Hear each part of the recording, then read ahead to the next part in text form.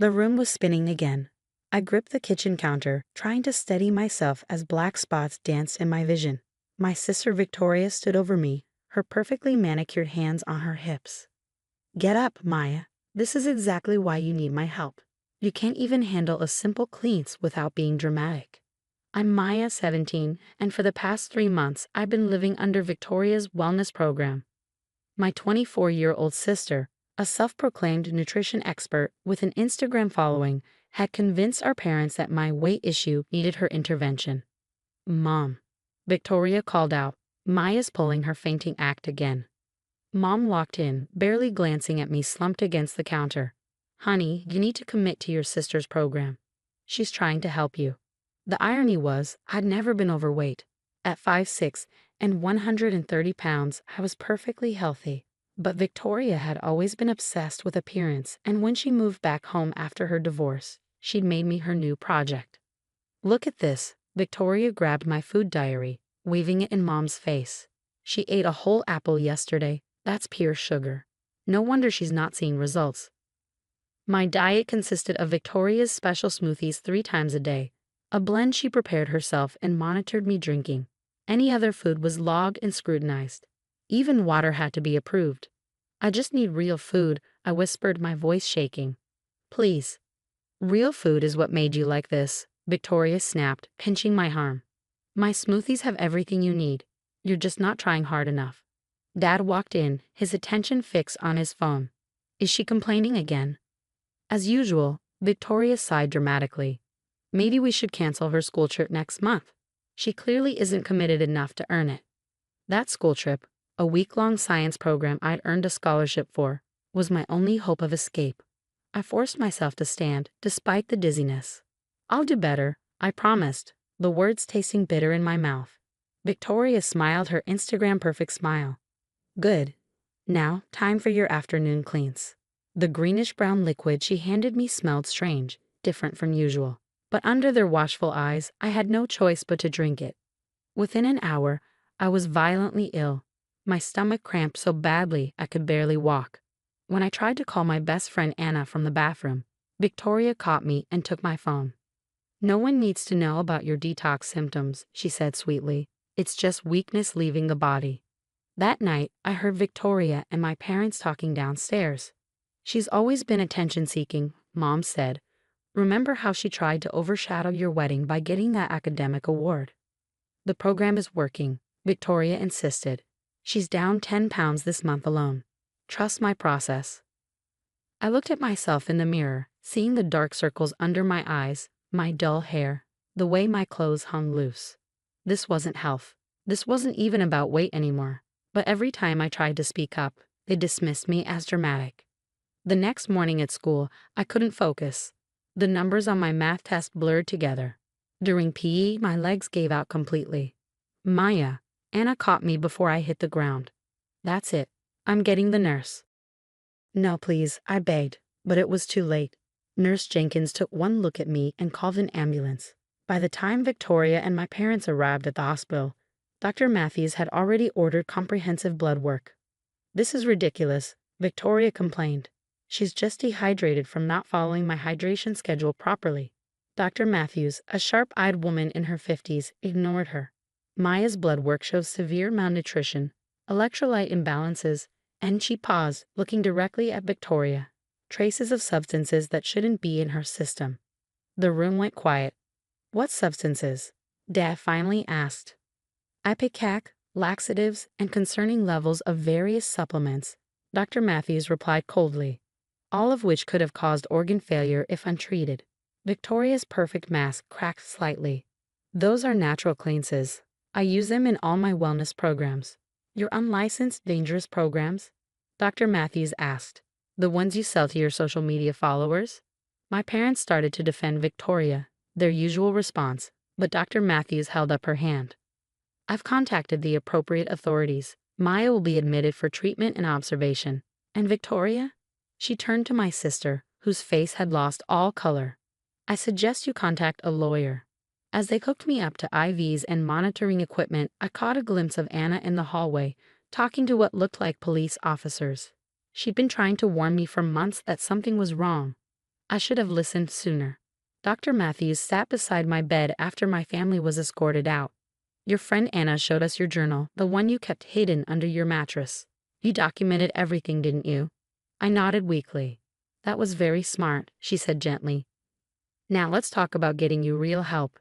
As night fell over the hospital, I lay in a quiet room, watching actual nutrients flow into my veins. For the first time in months, no one was counting my calories or monitoring my water intake. No one was calling me dramatic or weak. I didn't know what would happen next, but I knew one thing for certain. Victoria's diet tips had nearly killed me. And finally, someone was going to do something about it. The question was, how much damage had she already done to others? The hospital room became my safe haven for the next week. Under Dr. Matthews' care, my body slowly began to recover. Each day brought new revelations about the extent of Victoria's wellness program. Your sister's smoothies contained a dangerous cocktail of unregulated supplements, Dr. Matthews explained during morning rounds. Combined with severe caloric restriction and dehydration, it's a miracle you didn't suffer organ failure.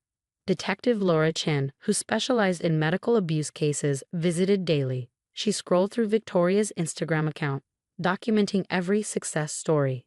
Young girls who'd lost dramatic amounts of weight through her program. We've identified 23 other victims so far, Detective Chen told me. Some as young as 14. Your detailed journal and blood work results gave us the evidence we needed to build a case. My parents weren't allowed to visit without supervision. During their first monitored visit, they oscillated between anger and denial. We thought she was helping you, Mom insisted, tears streaming down her face. Her program has thousands of followers. That doesn't make it right, my new therapist, Dr. Ross, interjected. Maya nearly died from malnutrition and poisoning. Dad stared at the floor. The warning signs were there, weren't they? We just didn't want to see them. The truth was harder for them to swallow than any of Victoria's smoothies had been for me. Their golden child, their successful influencer daughter, was facing criminal charges for endangering multiple minors. Anna visited every day after school, bringing my assignments and real friendship, something I'd been starved for as much as food. She sat with me during meals, helping me rebuild a healthy relationship with eating. Remember in 7th grade, she said one afternoon, when Victoria convinced your parents you were too fat to be in my ballet recital photos. I nodded, pushing my hospital lunch around. She said I'd ruin the aesthetics. You were the best dancer in our class, Anna replied firmly. She couldn't stand that you were better at something than she was. The investigation revealed a pattern stretching back years. Victoria had been experimenting with dangerous diet techniques long before her social media fame, using me as her first test subject. One afternoon, Detective Chen brought in Victoria's laptop. We found files dating back to when you were 12, she said gently. She documented everything. How much she restricted your food, what supplements she slipped into your meals, even your failure to maintain the weight loss. I remembered those years, constantly feeling sick, being pulled from sports teams, losing roles in school plays. Victoria had convinced everyone it was because I was too heavy, when in reality, I was being systematically weakened. The real shock came when they found her private message records. Victoria had been selling her special smoothie formula to followers, charging hundreds of dollars for a program she knew was dangerous. Your sister's facing multiple charges, Detective Chen explained. Medical endangerment, practicing without a license, distributing dangerous substances to minors. Her followers' medical records show patterns similar to yours. My parents, faced with mounting evidence, finally broke down during a therapy session. We gave her complete control, Mom sobbed. We trusted her because she was successful, because people admired her. We failed you, Maya. Dr. Matthews started me on a careful refeeding program. Each successful meal felt like a victory. My hair began to shine again, my mind cleared, and my strength slowly returned. 2 weeks after my collapse, I was strong enough to give my official statement. Victoria had been arrested, her social media empire crumbling as victims came forward. She was so convinced she was helping people, I told Detective Chen. She really believed that nearly killing us was making us better. The hardest part was seeing the other victims, girls who trusted my sister's perfect Instagram presence, who believed her promises of transformation. Some had suffered permanent damage to their organs. Others, like me, were lucky enough to be found in time. As I prepared to leave the hospital, Dr. Matthews sat down for a final chat. Your recovery isn't just physical, she said. It's going to take time to heal from the psychological abuse. But you've already shown incredible strength. I was going to live with my Aunt Patricia while my parents completed their mandatory counseling and parenting classes. They'd lost custody temporarily, a wake-up call they desperately needed. The day I left the hospital, Anna helped me pack. She'd saved something special. Photos from that 7th grade ballet recital that Victoria had tried to exclude me from. Look how strong you were, Anna said, showing me a picture of myself in mid-leap. That strength is still there. She didn't destroy it. As we drove to Aunt Patricia's house, I thought about Victoria sitting in jail, her perfectly curated life shattered by the truth. I felt sorry for her, in a way. Her obsession with perfection had destroyed not only her life, but nearly ended mine and hurt countless others. My phone buzzed with a message from Detective Chen. Another victim came forward. You helped save her life by speaking up. Looking out the window, I realized that real strength isn't found in restrictive diets or social media approval. It's found in surviving, in speaking truth, in helping others escape the cage you've broken free from. And for the first time in years, I was hungry for life. 6 months later, I sat in the courtroom, watching Victoria stand before the judge. Gone were her perfectly styled hair and carefully curated outfits. She looked smaller somehow, less like a towering figure who had controlled my life and more like a broken person who had lost her way. The evidence against her was overwhelming. 37 victims had come forward, their stories eerily similar to mine. Laptops full of detailed protocols showed how she'd systematically increased dangerous substances in her wellness formulas, documenting our declining health as progress. Your Honor, the prosecutor stated, Ms. Hunter didn't just endanger these young women's lives, she monetized their suffering. She sold her own sister's weight loss as a success story, knowing it was achieved through systematic poisoning. Victoria's lawyer tried to paint her as a misguided influencer caught up in toxic wellness culture. But the medical records, the bank transfers, the private messages telling girls to ignore their doctors, it all told a different story. When it was my turn to give my victim impact statement, I felt steady for the first time in years. My sister convinced me that my worth was measured in pounds lost, I said clearly. She taught me to distrust my body, my hunger, my own mind. But worse than what she did to me was watching her spread this poison to others, selling self-destruction as self-improvement. Victoria cried during my statement, but I couldn't tell if she was crying for me or for herself. Our parents sat in the gallery, finally seeing the full scope of what they'd enabled. The judge's sentence was decisive.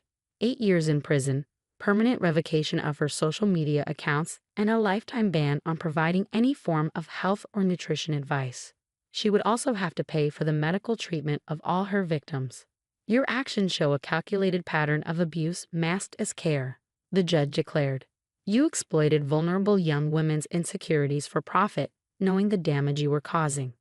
Outside the courthouse, I met some of the other survivors, girls like Rachel, who'd lost her senior year to hospitalization, and Kimberly, whose kidney damage would require lifelong treatment.